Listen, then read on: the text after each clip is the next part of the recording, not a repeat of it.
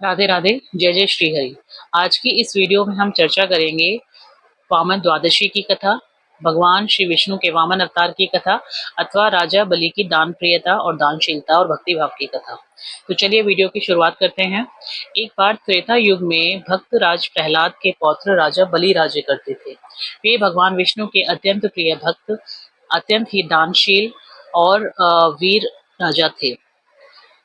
उनकी दानप्रियता और पराक्रम के बल पर राजा बलि ने देवताओं को भी उनके राज्य से पराजित करके उनसे उनके स्वर्ग को छीन लिया था, जिस कारण समस्त देवता अत्यंत ही व्यथित थे।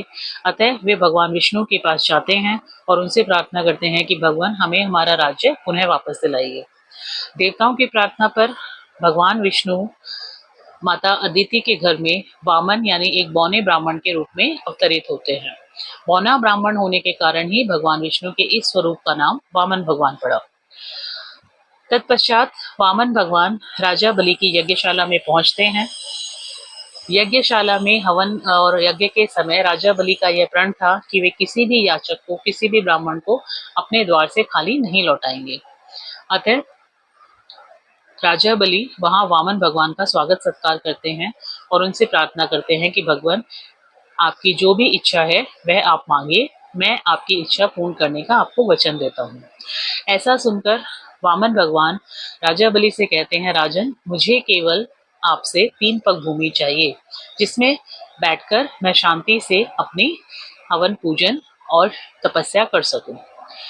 राजा कहते हैं, आपकी जो भी इच्छा है मैं उसे अवश्य ही पूर्ण करूंगा। परंतु दूसरी ओर राजा बलि के गुरु यानी कि दैत्यों के गुरु शुक्राचार्य जी भगवान वामन को पहचान लेते हैं और वे ये जान जाते हैं कि ये कोई ब्राह्मण नहीं है, ये साक्षात श्री हरि नारायण विष्णु है।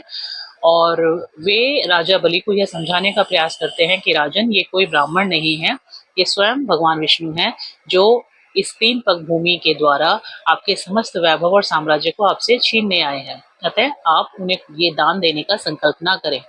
परंतु राजा बलि अपने गुरुदेव से कहते हैं कि गुरुदेव, अगर समस्त लोकों के स्वामी श्री हरि नारायण स्वयं मेरे द्वार पर याचक बनकर आए हैं तो मैं उन्हें किस प्रकार खाली हाथ लौटा सकता हूँ। और वे इस प्रकार गुरु की बात मानने से इनकार कर देते हैं और भगवान वामन को 3 पग भूमि दान करने का संकल्प करते हैं।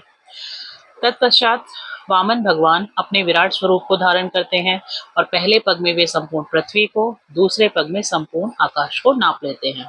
तत्पश्चात वामन भगवान राजा बलि से कहते हैं कि राजा बलि, अब मैं अपना तीसरा पग कहाँ रखूं। तब राजा बलि कहते हैं, भगवान आप अपना तीसरा पग मेरे सर पर रखिए। तत्पश्चात वामन भगवान अपना पग राजा बलि के सिर पर रखते हैं तो राजा बलि उसके भार को सहन नहीं कर पाते और वे पृथ्वी के मार्ग से पाताल लोक पहुंच जाते हैं। तत्पश्चात वामन भगवान राजा बलि की दान प्रियता और भक्ति भाव से अत्यंत प्रसन्न होते हैं और उन्हें पाताल लोक का राजा बनाते हैं और अनंत काल तक उनके उसी साम्राज्य में निवास करने का उनको वचन देते हैं और देवताओं को उनका राज्य पुनः उन्हें वापस दिलाते हैं। तो ये थी वामन अवतार की कथा, वामन द्वादशी की कथा।